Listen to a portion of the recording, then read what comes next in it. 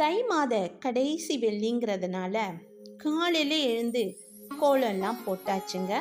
அடுத்து டக்குன்னு மா இலை எடுத்து கழுவி அதுக்கு சந்தனம் குங்குமம் பொட்டு வச்சு தோரணமும் கட்டியாச்சுங்க. விநாயகருக்கு அபிஷேகம் பண்ணினேன். பால் அபிஷேகம் தாங்க. இப்போ அலங்காரம். அடுத்து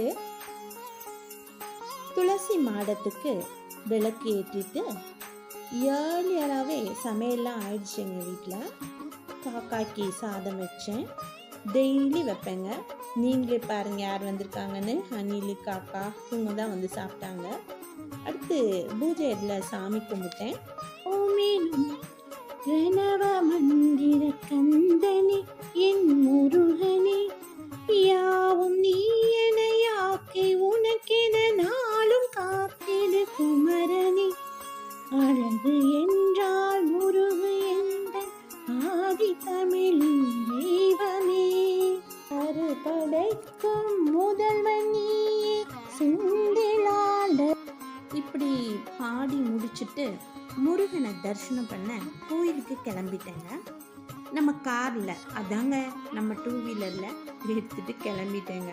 சீக்கிரம் ரீச் ஆகிட்டேன். கோபுரத்தை பார்த்ததுமே அப்படி ஒரு ஆனந்தம். முதல்ல கற்பண்ண சுவாமியை பார்க்கலாம் வாங்க.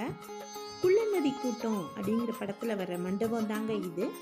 உள்ளே போய் அர்ச்சனை பண்ணிட்டு முருகனை ஆசைத்தீர பார்த்துட்டு வந்தாச்சுங்க. அடுத்த வீடியோவில் நான் உங்களை சந்திக்கிறேன். Until bye.